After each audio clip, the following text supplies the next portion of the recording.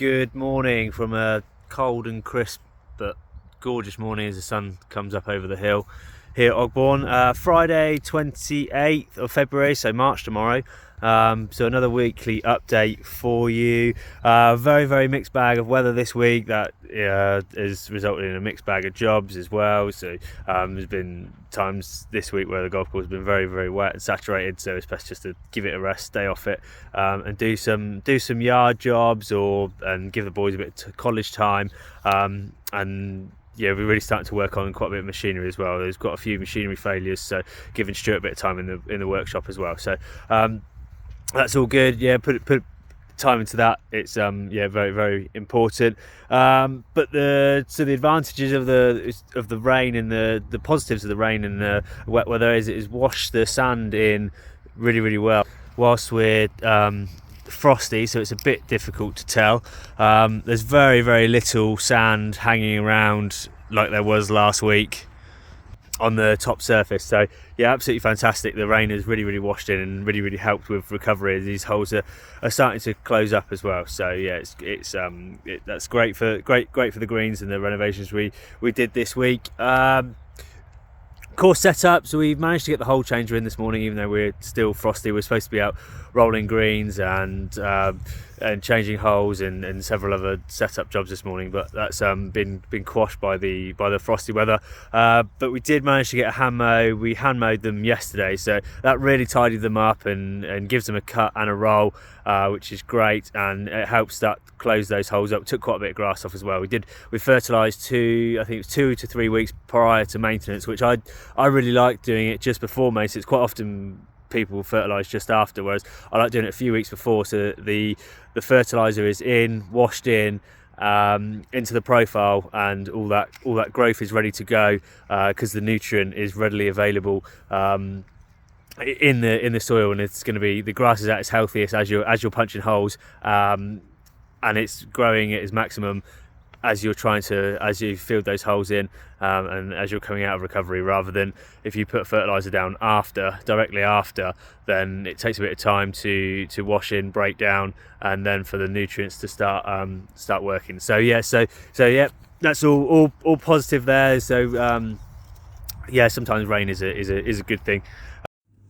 Tees were top dressed this week to finish them off from last week's course maintenance week. They're obviously spiked last week, and yeah, we got the top dress on them this week, and then brushed that in with a dew brush just to knock that sand down into the crown of the plant.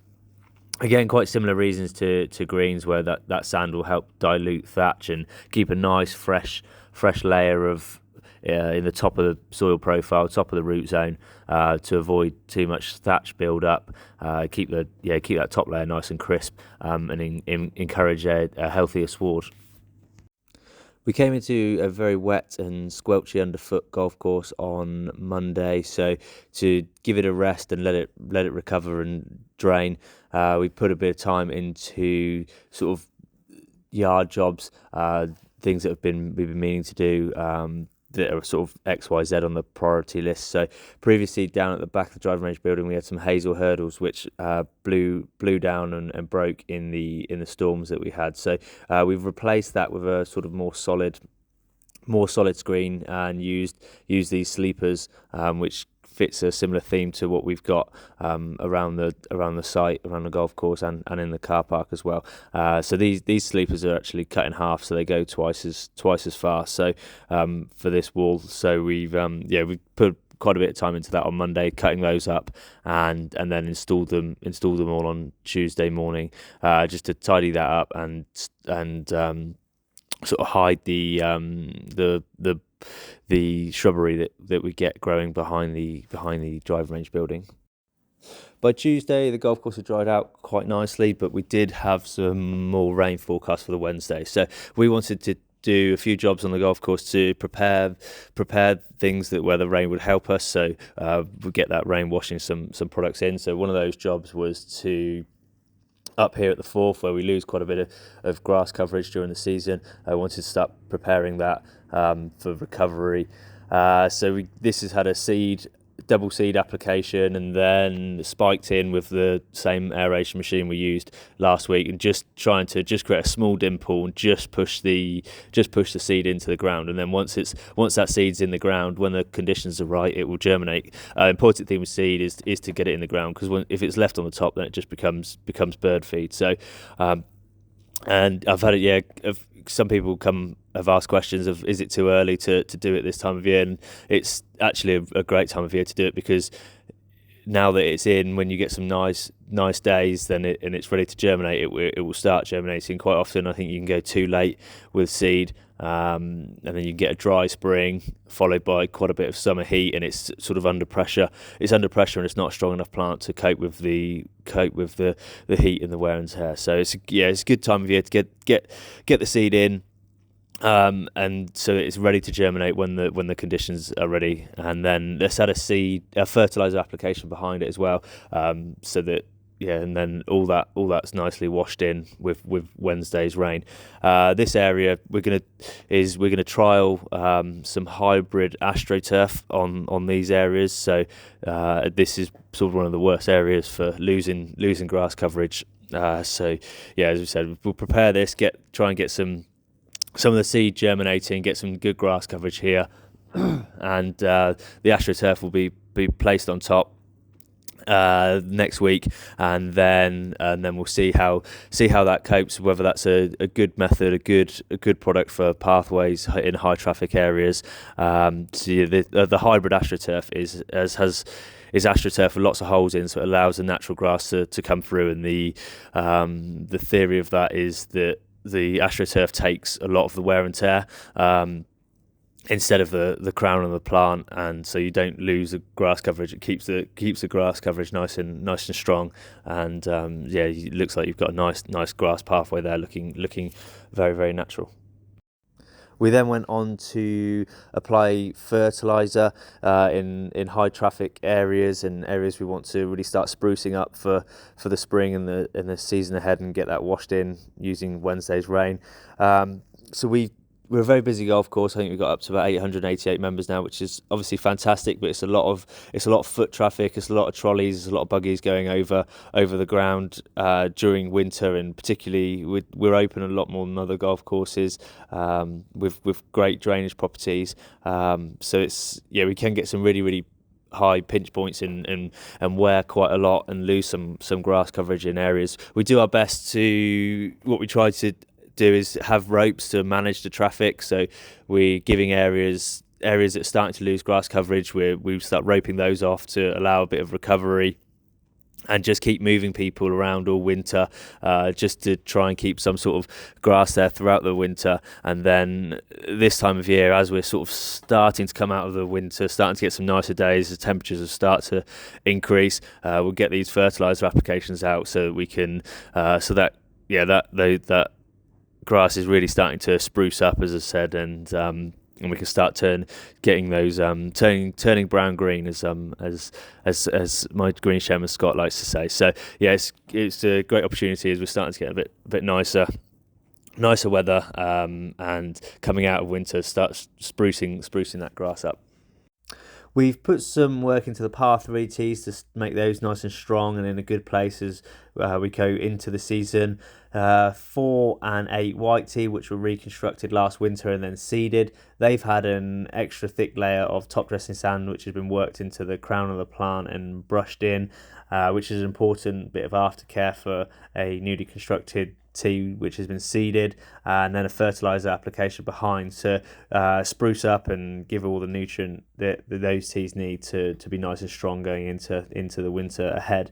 Then we've also gone to tees which we've been forced to use all winter on par 3s to try and turn those around and be in a good place and nice and strong going into the season ahead. So 15 tees on 15 and 17, they've had a full divot, and then a fertiliser application behind.